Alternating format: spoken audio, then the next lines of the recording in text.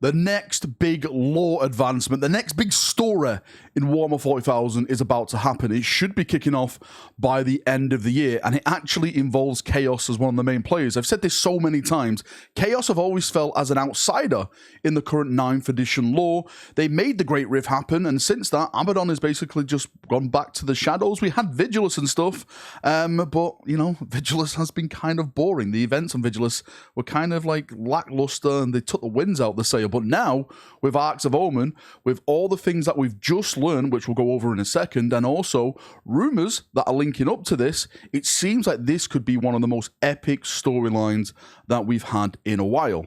So let's jump in, and as always, let's get talking. Now, the new story that we've been given has introduced a brand new character. This character is called Vashtorr, and he is a demon of creations. I'm actually going to do a video dedicated to him probably tomorrow or Wednesday, because there's a lot to go over on Vashtorr, and there's some spicy stuff in there, because technically the Imperium is making him stronger day by day. But again, we'll get into that later on. But the basic storyline is Abbadon has teamed up with Vashtorr. Vashtorr is basically going to Abbadon because Abbadon has a lot of resources to get his stuff done. And Vashtorr's ultimate goal is to become a god. He doesn't want to become a demon prince or anything like that. He wants to become one of the next chaos gods. The chaos god of, I don't know, manufacturing, I assume, or something like that. But that's what he wants to do. That's his end goal. Now, that was given to us over with the new trailer. You can go and watch that for yourself. Wade Price is narrating it. It's a great trailer.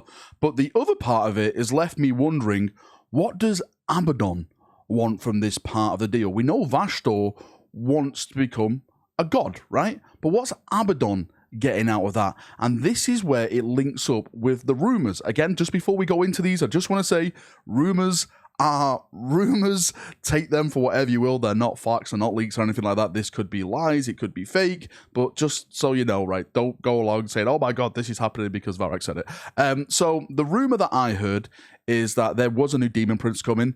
I didn't know the Demon Prince's name, but it said that they will be linking up with Abbadon, and their basically end goal was to create a weapon that would bring the galaxy to its knees, that would bring the Imperium to its knees. So it seems that seems right, because Vashtorr is like the god of like manufacturing, creations and stuff like that. So he would potentially have the power to do that, to create this ultimate weapon, especially if Abbadon helped him ascend to godhood. When you become a chaos god, really, more or less anything's possible in the realm of chaos. You can make anything you want. So if Abbadon did achieve his goals and made Vashtorr become a god, and then Vashtorr's prize to Abbadon was this ultimate weapon, then Abbadon can use it to bring the galaxy down, the Imperium down, and just watch everything burn. So to me, that rumor seems true.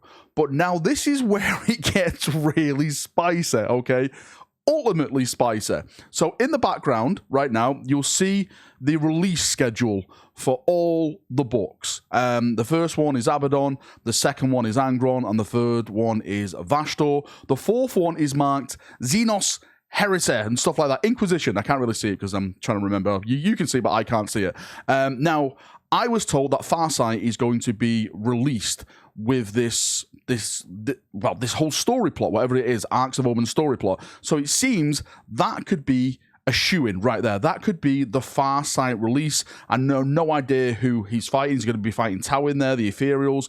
Absolutely no idea. But for me, I'm going to say that right there is going to be Farsight. Now, the next books, I'm assuming they're going to be Imperial-based books. You got 3 Chaos books, 1 Xenos. There's not a Space Marine in sight. Well, technically, there's a Chaos Space Marine in sight with Abbadon, but there's not a Loyalist Space Marine in sight. And when it comes to GW and selling models, they love Space Marines. So I personally think the next couple of books will be Dante, maybe even Azrael. And the last, well, I say the last one, we actually don't have any idea how long these books are going to be going for. It could be 4 books, 9 books, 10 books.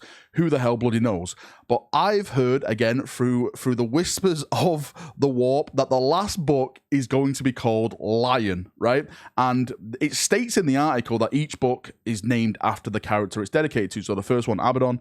The second one is going to be Angron. The third one, Vashtorr. Hopefully the fourth one, Farsight as Azrael, Dante, hopefully they're all in there as well. But if the last one is named the Lion, then again, this links up with the rumor, because if Vashtorr is going to create this godly weapon and bring the galaxy down, and Abbadon is going to use it, then this is what causes the Lion to come back to the Warhammer 40,000 setting. And this is the theory now that I have, that this, everything that's going to be going on with Vashtorr and Abaddon is going to set in motion of the Lion's return. They're literally going to bring another Loyalist Primarch back because they're trying to destroy the galaxy. The Watchers that hold the Lion, maybe they're keeping him in this state of slumber, you know, they're keeping him hidden in the rock. They see what's happening with Vashtorr, they see what's happening with Abaddon, this potential weapon which is about to be made, and they rise him up, you know, they wake him up and, you know, unleash him on the galaxy to stop Vashtorr and Abaddon's plans. I know that does seem a bit far-fetched, and I'm sorry if I keep mentioning the Lion. I know some people are like, God damn it, Valrak, every day, the Lion with you. It's not like I want to mention it. It's just, it seems like everything I'm talking about these days involves a Lion in some way or the other. But I'm super excited to see what they do with like some of like the under characters, Dante, Azrael, the potential of Farsight and stuff like that. How are they going to interact in this story? There was a really cool theory I heard, and I don't think this, like, again, this is a theory, okay? This is a theory. This is not a rumor or anything like that. Is that apparently Dante will fight Abbadon, right? And then it'd be like, you know, Horus versus Sanguinius Mark II or something like that. Like Dante will actually stop Abbadon in his plan, but Dante is basically like cast down and ruined, and this is why Dante becomes a Primaris Marine. Like, he's on the verge of death, and instead of like just dying or putting him in a dreadnought, they choose to make him into a Primaris Marine instead, because that can happen. We know that can happen. It's happened in the lore before. Lazarus of the Dark Angels, that is exactly what happened to him. He was on the verge of death, and instead of putting him in a dreadnought, they made him into a Primaris Marine instead. I know that opens up a can of worms about, well, can't you put people in dreadnoughts and make them into Primaris Marines then? Does that mean we can bring Beyond back? I'm not getting down that. I'm literally not going down that road. But yeah, that was just a fun theory I heard, and you know, I would love Dante to face Abbadon in some point, or just like have a showdown with him, like with words. Has that ever happened in the lore? Have we had a book where Dante and Abbadon go at it in terms of, like, I don't know, sending fleets against each other, sending forces against each other, trying to outsmart each other? I've read all the Dante books. I've read Dante, Devastation of Bile, Darkness in the Blood by Guy Haler. The newer stuff has nothing like that, but I'm wondering if some of the older stuff has. I'm sure some Blood Angel players will help me out. But anyway, what I'm trying to say is that there's some big characters who are supposed to be getting involved in this storyline. Hopefully it brings some big battles, some big lore. I love lore. I love it. I know some people watching this video saying, no, I want it to be stagnant. It's a setting. It's not, you should be moving forward. You know what? I get your point of view. But for me, I love the story progressing and moving forward and having characters come back, having characters dying. We've just lost Yarrick, right? I think we actually do deserve to lose some Space Marine characters. You know, post down below which Space Marine character you think should die. It can't be an Imperial Fist, because we die every bloody codex. We've lost like 3 chapter masters in like 3 codexes. So before you say chapter master Valrak, before you say an Imperial Fist chapter master, it won't hurt me, because we die all the time, because we're the ones who are constantly facing the enemies of the Imperium. Anyway, thank you for coming. Thank you for watching this video. Actually, before I go, no, don't go, stay, right? There's one more thing I want to talk about. Tyranids.